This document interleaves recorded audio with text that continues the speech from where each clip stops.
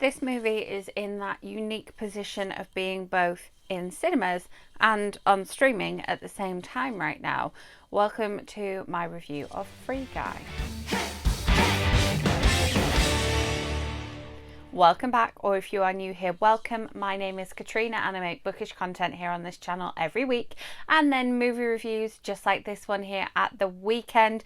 All of my movie reviews are always spoiler free, and I will leave my playlist of them linked up above in case you are looking for something to watch this week. And yes, this one is available for your viewing pleasure, whether you want to go and see it in the cinema or whether you want to watch it streaming on Disney Plus, which is very exciting. It's taken me a while to actually get to be able to watch this one, but I was surprised by just how much I enjoyed it. I knew I was going to like it, and it's one of those that I saw a lot of trailers for. I saw a lot of trailers for this one before theatres shut down, and then I saw a lot of trailers for this one when it originally had a May 2021 release date, and then it was pushed back to August.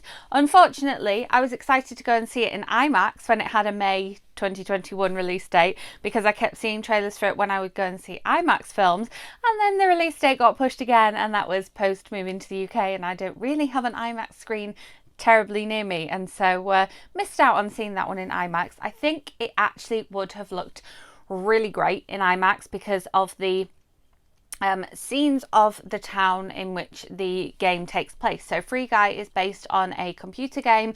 We have some kind of gamers and coders in there, but I am not a gamer, and I'm just not part of that world at all, and yet I still really enjoyed this movie. It is Ryan Reynolds at his best. Think Ryan Reynolds in Deadpool as opposed to Ryan Reynolds in any of the rom-coms that he has done where I got to know Ryan Reynolds, obviously, but yeah, that kind of humour that we get in Deadpool is fantastic, and you can totally tell that this is a 20th century movie, as in it's owned by Disney, because we have some Marvel and some Star Wars Easter eggs in there, as well as obviously some Deadpool little background Easter eggs as well. Not going to tell you where, not going to tell you what, spoiler free here, but look out for those Easter eggs if you're watching this one.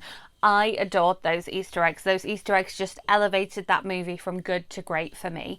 And then that Ryan Reynolds level of humour in there was also fantastic.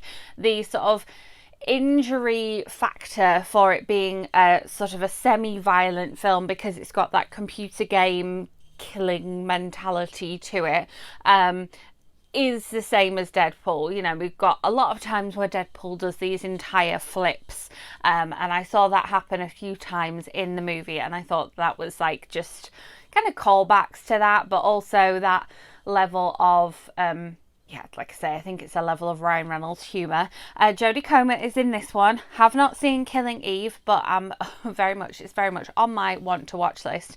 And I really enjoyed her in this one. I know she has a particular talent for accents, and she switches quite seamlessly between her character in the video game having a British accent and her character in real life having an American accent. However, her video game character doesn't have her British accent, because I believe she is from Liverpool.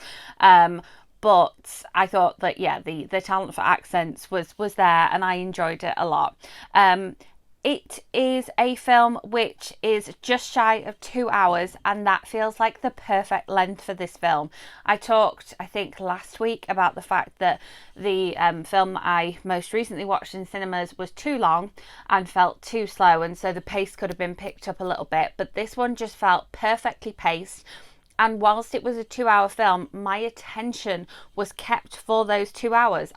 My mind wasn't wandering. I wasn't thinking about other things. I wasn't checking the time. My attention was kept for those 2 hours. It starts off bright and sunny and then gets a little bit darker. There are things that you have to pay attention to understand.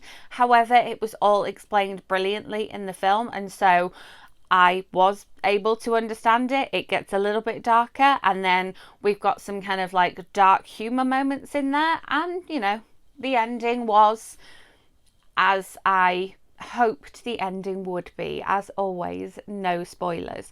I do think that this film was definitely would have benefited from being seen on an IMAX screen, because obviously it being based around the computer game, the graphics are good, the CGI is good. We get shots of the computer game as you would view them if you were a human, and then we also get shots of the computer game as you would view them if you were in the computer game. So obviously you have to have a certain level of high quality graphics of like 4K IMAX level on the screen, basically. And so it would have been really interesting to have seen this one on the large screen with the high density sound, because obviously you've got the sounds associated with a computer game as well. If you are sitting watching this thinking, yeah, I'm not into computer games, I'm not into kind of like fighting type of films, don't be put off by that, because I was like, this film's going to be good, but you know, it's about a computer game. There's a certain level of violence in it. The trailers show quite a lot of kind of like high-speed driving and narrow escapes and things like that. And I was like, oh, maybe this isn't going to be the film for me. But no, the trailer shows what the trailer shows. However, what you get is a funny film with a strong, you know, beginning, middle and ending. The problem that the characters have to solve in the film is a decent problem. It's well explained. You understand what is going on. I don't think I've seen a film with, you know, this level of like gaming computerness, have to find the right code to make this work, where I've understood it so clearly without feeling like I've been talked down to. At no point did I feel like I was being talked down to. But yeah, it's a very funny film. I laughed and I was entertained. And most importantly, my attention was kept throughout the entirety of the 2-hour film. I wasn't going and checking my watch. I wasn't going and, you know, getting up to use the bathroom. I wasn't thinking about what I had to do next after I'd finished watching this film. It kept my attention. Should you pay your cinema going money to go and see this? I mean, now that it's streaming on Disney Plus, by all means stream it on Disney Plus, but please, please, please don't watch this on your phone or your computer. Please, if you have access to a larger television and some sort of sound system, please watch it on there.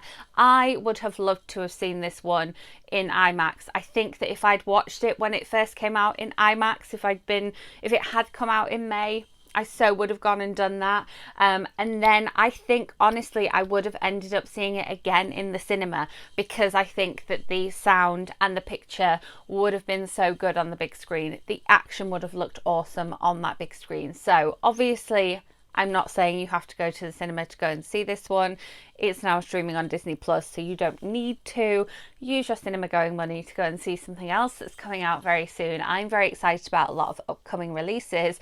Speaking of which, I will of course be posting reviews of upcoming releases on this channel soon, so make sure you are subscribed and hit that notification bell. And as always, let me know in comments if there is a particular film you would like me to go and watch, and then bring my thoughts to you here next week. If you enjoyed this video, do give it a thumbs up. Let me know if you've seen Free Guy and what you thought of it, and I will be back with more bookish content for you in the week and a movie review for you next weekend. So I will see you then. Thanks for watching.